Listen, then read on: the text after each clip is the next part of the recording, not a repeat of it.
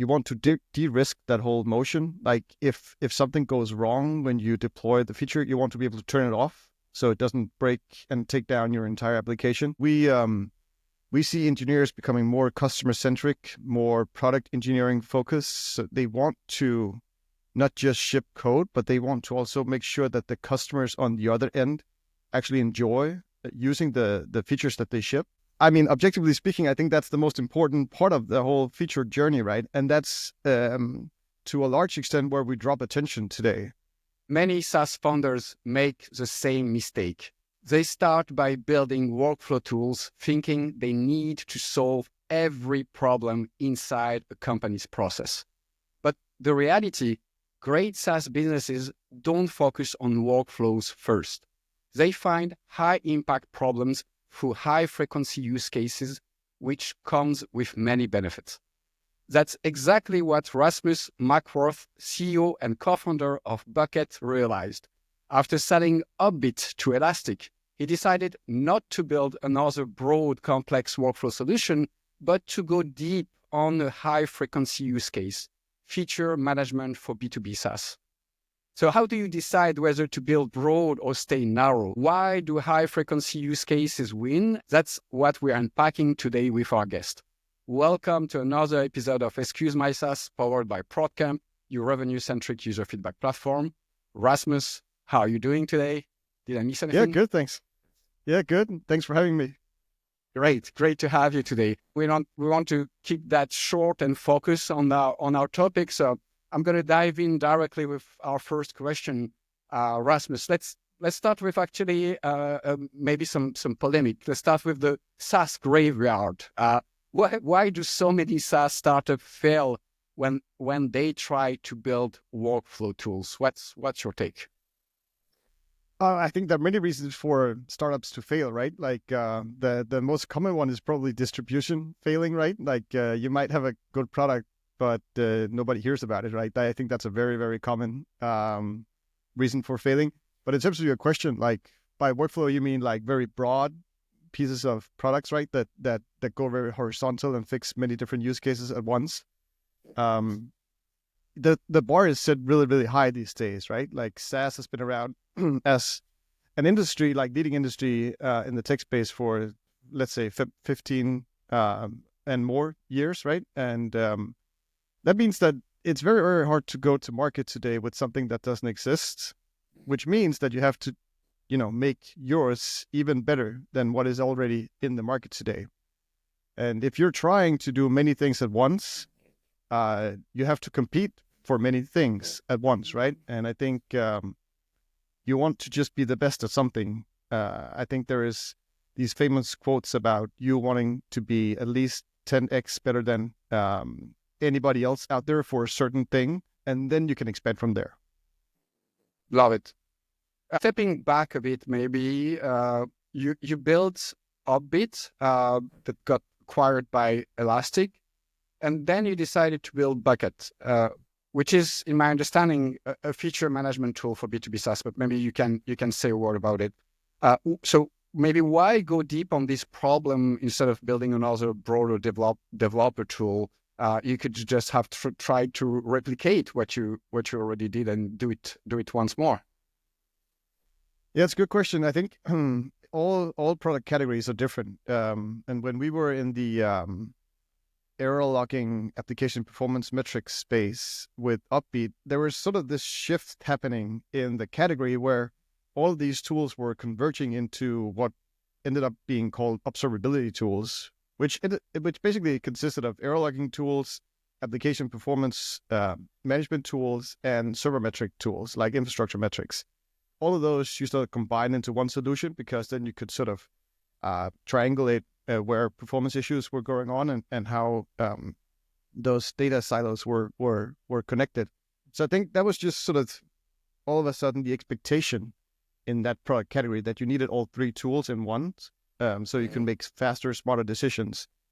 But every product category, I think, is different, right? I think there's an interesting wave in our line of work where these observability tools, to just stay in that example, then become bigger and bigger and bigger. And then all of a sudden they get so complex and so confusing to use that somebody comes along and just does like one thing as opposed to 10 things. And then people love that thing instead, right? Because now it's just more simple and they've removed all the fluff. And, you know, at the same time, companies, as they grow, need to go up market, become more and more enterprisey. And then there's room for someone to come in at the SMB level and be sort of simpler. So there are so many things to unpack here. Like it depends on the product category, the incumbents, the timing of your product, right? Yeah, love it. I can talk about, to your question, I can talk about why we're doing a very narrow approach with Bucket now. So Bucket is feature management, specifically built for B2B.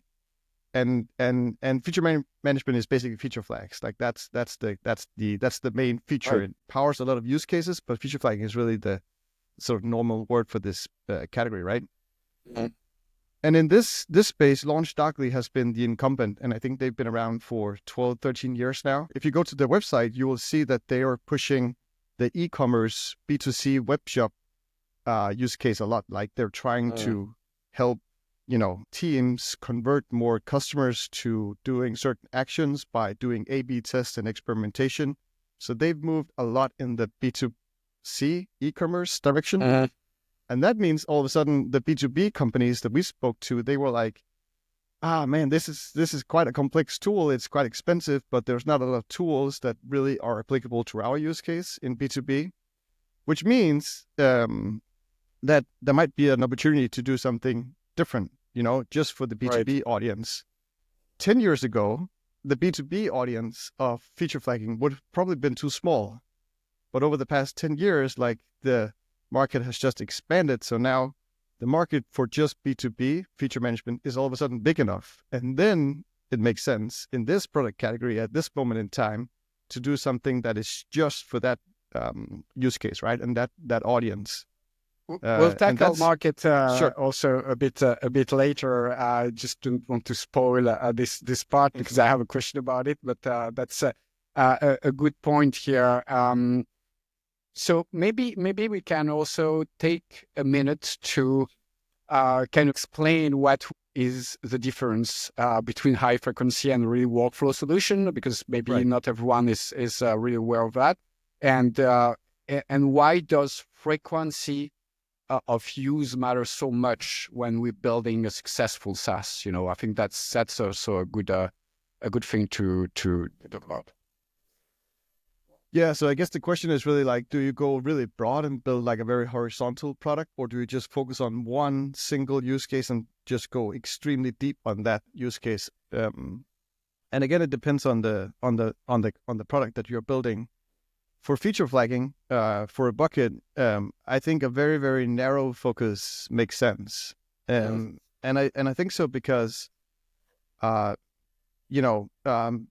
companies, they want to iterate very, very fast. They want to go fast. They want to be very efficient in their R&D teams.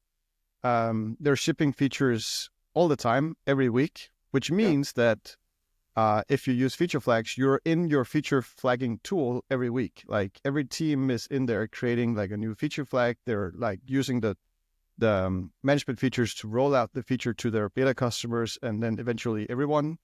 And since it's used so frequently, there's an opportunity to just make a best-in-class tool for that use case, right? And teams that are, 50 engineers or 100 engineers, they want the best tool for the job. Like they just want to go fast. So they don't want to go into some huge tool and dive into like the third sub tab in the navigation to get to what they need. They just want it super fast, super high developer experience. And if that's the case, if that's the sort of line of work that you're operating within, then you can build the best-in-class tool for that use case, right? And I think there's an opportunity to do exactly that for us. So just to make sure I'm getting that, you're saying basically that people want get a simple and best-in-class tool, and not only high frequency, but also maybe problem complexity and impact. This is what you're saying as well, or is it just about frequency?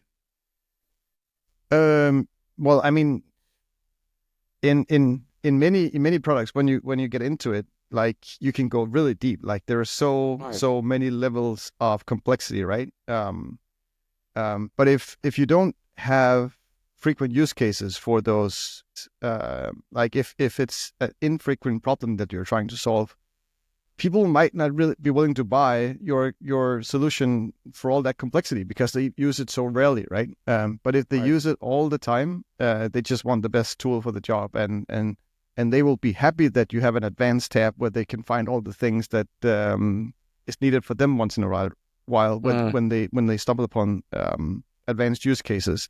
So it really depends. I think GitHub is a good example of a company that has stayed quite narrow, but could have gone really horizontal if they wanted to. And I bet that was a big decision back in the day. I remember, talk about GitHub going horizontal and being, the repository for artists like graphic design and even law and other totally different industries, because they were doing collaboration, they were doing versioning, and a lot of other industries need this stuff, right? Right. But somehow they decided against it and just stayed with engineers. They stayed with developers. Back then, there probably weren't as many developers as there is now, but definitely they probably understood that the amount of developers in the world would just continue to grow like exponentially. So we'll just stay here and we'll just focus on making the best tool for what developers need in terms of collaborating on their code repos, right? So if you think of GitHub today, it is a fairly narrow product. It is a fairly narrow product, but it's just so good. Like there's almost no way to compete with GitHub today. I find like the code reviews, the collaboration, the actions, the CI, all this stuff is just so good that no developers is going to go elsewhere. And that means for them, going deep was sort of creating a moat, if you like, right? Like that's really their defense system. Whereas if they'd gone horizontal and fixed all industries in the world in terms of collaboration and versioning, someone would have definitely just gone, okay, let's do this, but only for developers. And then the developers would have chosen them because they want the best tool for the job, right? And that's exactly what we see with feature management as well right now. That's a huge advantage of going deep, actually. I love it. So I had a question about exactly this use case that you are solving, and feature flag, entitlement, adoption tracking. This kind of sound, and this was when we prepared this episode, that this is that was one of my questions. They all sound like niche problems. Why are they actually massive opportunity for B2B SaaS companies today? You said a word about the market growing, but is there something else that highlight this like massive opportunity for you to scale and build a company around that? Yeah. Well, so first and foremost, B2B SaaS is just huge, and I don't think it's going anywhere. Doesn't look like it. Doesn't look like it, exactly. So that's one reason to just focus on that market, right?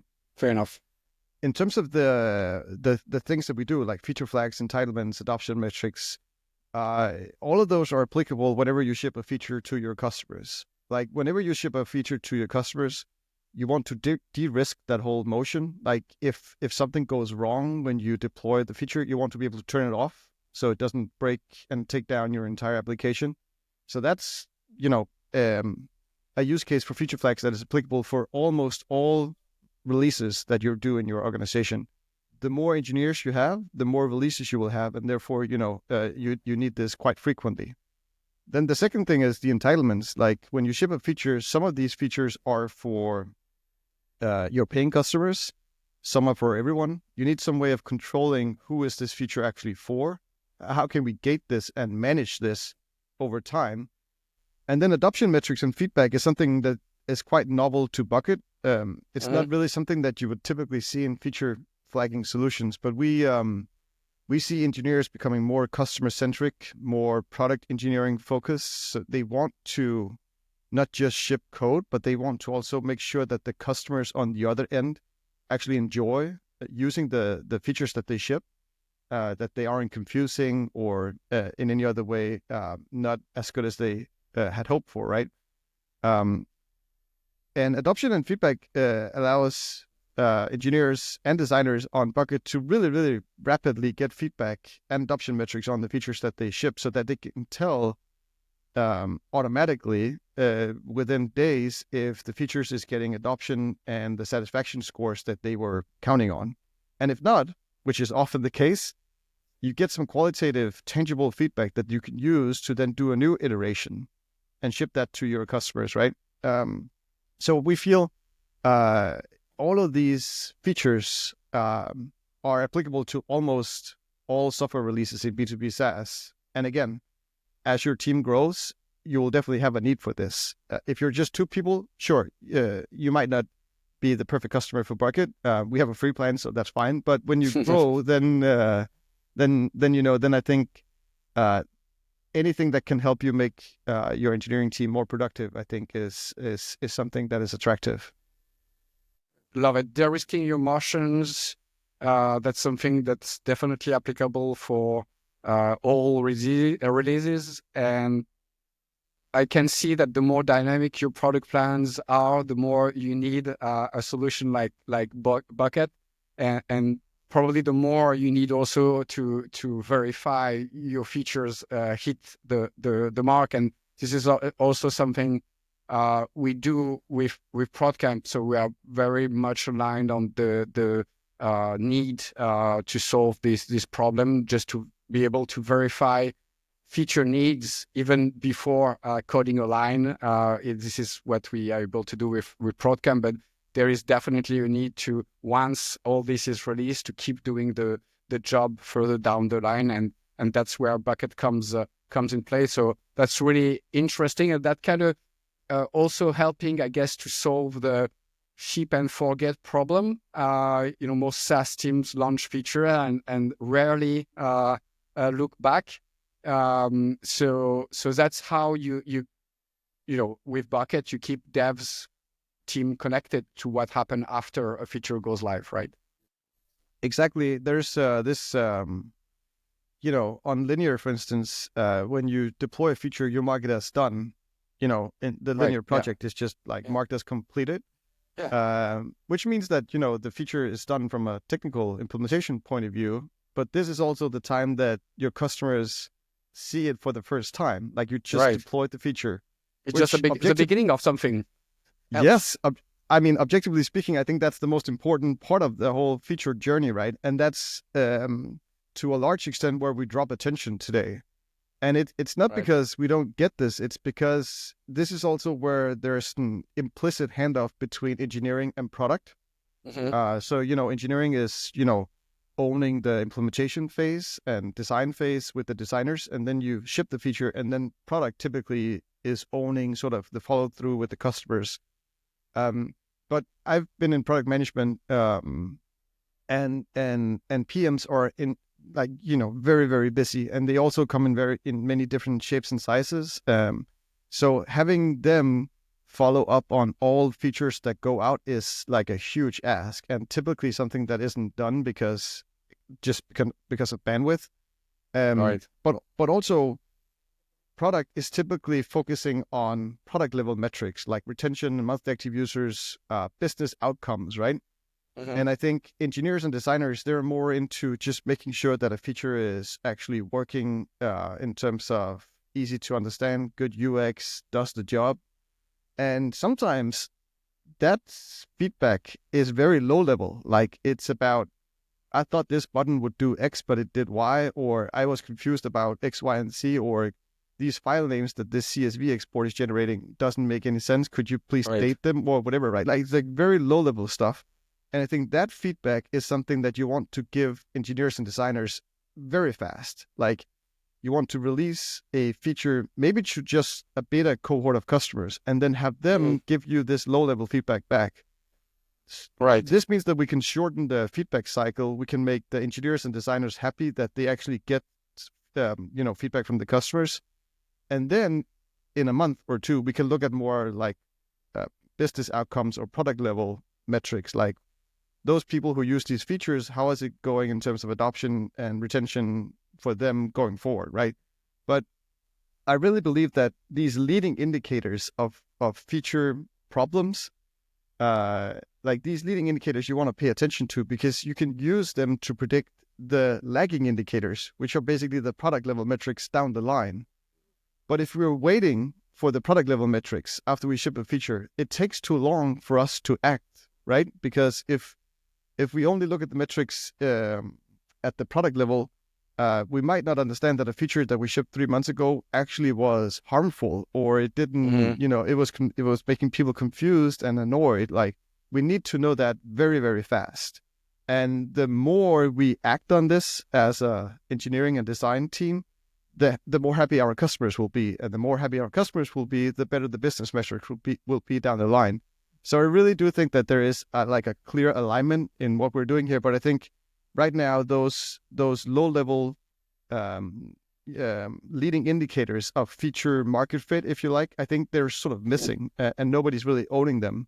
And at the same time, just as a final comment, I hear from a lot of engineers and designers that they're sitting in the other end and not getting any customer feedback. And they want this. Like, they want to go asleep at night knowing that they built something for months that is useful, impactful, that there's some purpose to it. Yeah, exactly. So, and also they also want to know if they did something wrong, like if the design was badly implemented or something, or the code didn't work. Then of course they want to know about it, right? And here I'm not talking about the technical implementation, because we have tools to tell you if it breaks. I'm more talking about, does this feature fit with how people use the tool and whatnot, right? Right, usage and yeah, absolutely, and I love that. So that's basically your way at Bucket of bridging the kind of product versus engineering gap for kind of SaaS companies to manage feature adoption better, and this is how you try to get teams to align on kind of business outcomes finally also. Yeah, exactly. And I also think going forward, AI is helping developers more and more. I think there's a long time until AI is sort of writing all of the code, but we're getting help in engineering in terms of code generation, right? Which also means that, engineers have time and the designers have time to spend more time with customers and the customer problems. And engineers and designers are great problem solvers. Like, sometimes they're much better than the PMs in between, because they're technical, right? And some of these products are very technical. And sometimes the best solutions are very technical approaches to these customer problems. So I think you want those smart people in the mix when talking to customers and what their pains are, right? As we're freeing up engineers' time a little bit with AI, I think it makes a lot of sense to have them be more customer-centric. It doesn't mean that all all engineers need to sit in on all customer meetings. It just means that there needs to be a very tight feedback loop between the customers and the engineering team.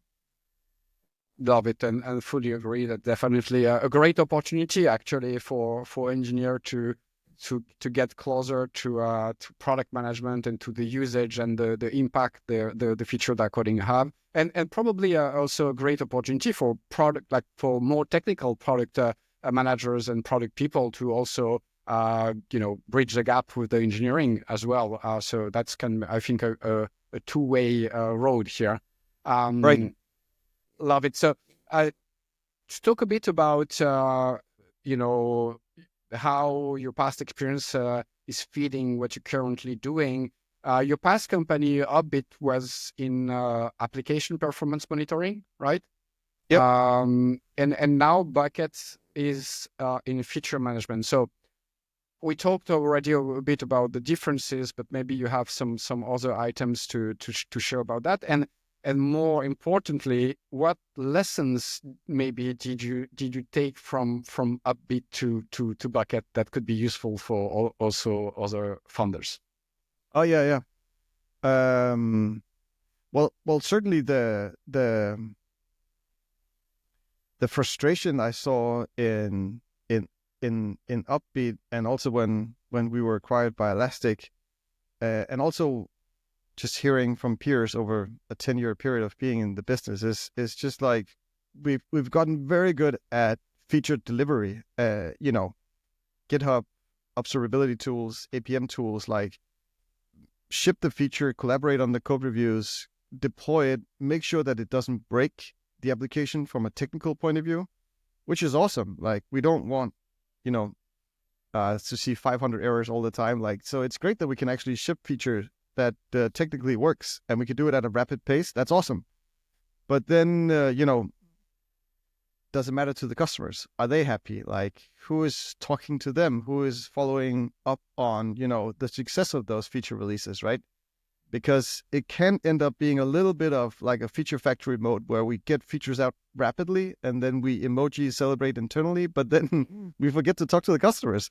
And sometimes they're just on the other end of this fire hose. And sometimes they also get, if we're being honest, like they get some rough features shipped to them, right? Because sometimes we just want to get the feature out, because then we can always get some, and then we can always get some feedback and iterate.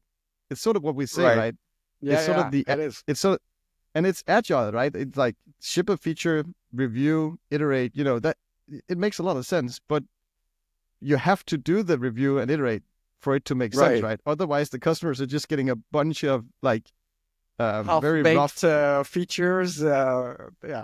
Exactly. And if you just look at the tools that you use yourself, or myself, or any other peers, like they use the stuff that is just crafted very, very well, like the stuff that is of high quality, right? They don't have time for unfinished features and unfinished products. So there is a problem there in terms of, we want to ship fast, we want to learn to ship fast, which made a lot of sense because we came from the days of shipping a CD-ROM once a year, right? Like, right. We want to ship every week. It makes sense. Like, we want to move fast, but it also has to be of a certain quality and a certain craft, because if customers get confused all the time because buttons change and features don't actually work when you try to click them, like can get frustrated real quick, and the recurring impact of the recurring subscription you are selling won't be there, actually. So that's going to be hard to justify them paying a recurring subscription for no recurring impact. Yeah, exactly. And I think maybe 10 years ago it was a little bit different, because all tech was just exciting. Oh, now I can do this, now I can do that. Maybe customers was thinking more along those lines. But these days, you're like, we got used to the magic, right? Yes, right. Everybody has used Slack or whatever, which was just so polished, and they love it, right? So to answer your question, that's something that I was really focused on, because I was helping with the feature delivery stuff with Opbeat. Like, we were making sure that features didn't cause a decrease in performance from a technical point of view, or they didn't cause like a bug and a 500 crash. So that's great, as I said before. But then what, right? And in terms of the customer feedback loop, I don't know. Product analytics and survey tools have been around for ages, and I think they're quite good. But I've just seen so many organizations, including my own, struggle to come up with a good workflow for shipping a feature, creating a dashboard for it, checking in on that dashboard, talking to the customers who are the early adopters. It ends up being a lot of work, and there isn't really time for it as teams grow and as companies grow. So if that's true, that there's no time for it, there's no good workflow with it, and at the same time, craft is selling and good quality is selling, then you need to do something about that. That's why we're here. Love it.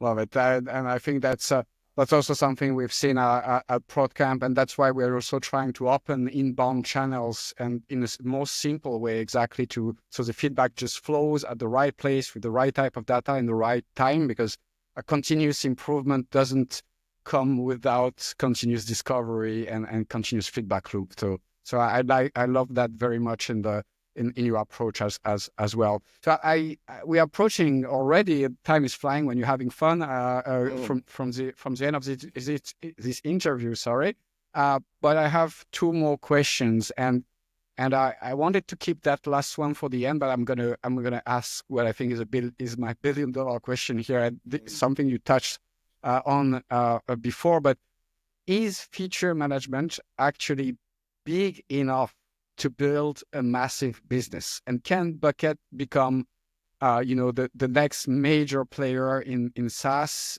like equivalent to GitLab maybe, or GitHub, for feature flagging? What do you think? What's your take on that? Oh yeah, I definitely believe that's the case. And if you look at companies like LaunchDarkly, I think their last valuation was in the 2 or 3 billions, and it says something about the market share. Like, Right. we're not going after the e-commerce or B2C customers. We're only going after the B2B customers. But that market has just gotten so big that absolutely, yeah, absolutely. Okay, great. Thank you. And now maybe an advice you could share if a SaaS founder is listening right now and they're kind of stuck into between maybe building a workflow tool and focusing on a specific, high frequency problem and use case. What's your advice? How should they evaluate this decision? How should they look at it? It's a super good question. I Tough think one. it's a tough one. Okay, so sometimes when you seek, if you're going the venture capitalist route and raising money or trying to raise money for your idea, you will often get told that you need to solve enough use cases so that you can charge enough and become big platforms so that it makes sense from an investment point of view over time, right? Right. And I think that is true. Like, you need to somehow own a big market, right? That is true, of course. But to get there, I think you have to just do one thing very, very well, and then you can always expand from there. And I think sometimes it's easy as a new entrepreneur to get lost in the end goal versus just the next 6 months. And I think, do you know the Granola app that is it's doing transcriptions, AI transcriptions of calls like this, for instance. Okay, I didn't know this one, but okay, it's a new app that you just install, and then it listens in on your microphones, and it will basically transcribe the entire call, and then it will summarize the call afterwards in bullets. And it's really good. And it's crazy because people have to download an app. They have to sign up for this. Like, it's an extra app they have in their dock. But somehow this app, Granola, managed to get people to do it because it's just so good at that transcription stuff, right? And what I think a lot of other companies missed was, like, they were doing transcriptions, but they weren't the best at transcribing. And then they might have lost focus and built some, if you're transcribing meetings, maybe you should also have a calendar app, and maybe you should also compete with Zoom because that's where meetings happen. And you can get lost in building all these products at once. Whereas they just did one product. It's insanely simple from a UI point of view. It's just one notepad, but it's so good. And now the next move that they can do is, of course, build a calendar and build a Zoom competitor if they want. Like, now they can expand, right? But they did one thing so well that people love them, and now they can expand. I think that's very admirable. That focus on just building something of quality. It will make customers love you and stick with you for a long, long time. Yeah, so like kind of find the high impact problem. And just do it 10x better than anybody else. Yeah. Right. That's really great. Love it. All right, Rasmus. Great. That's a wrap for today's episode. Thank you for helping us rethink the way we look at building products and consider that maybe the real path to great SaaS businesses is going deep first, be the best in class, and then maybe go wide if you have the opportunity. It was great to have you join, Rasmus, and break this down with us. If you're building SaaS and thinking about feature management, adoption, and faster iteration, go check out Bucket. And if you like this conversation, make sure to share this episode with your network and to follow us at Excuse My SaaS for more no bullshit insight on turning products into businesses. Keep discovering, keep building, and keep creating value. Catch you on the next one. Thanks again, Rasmus. Thank you.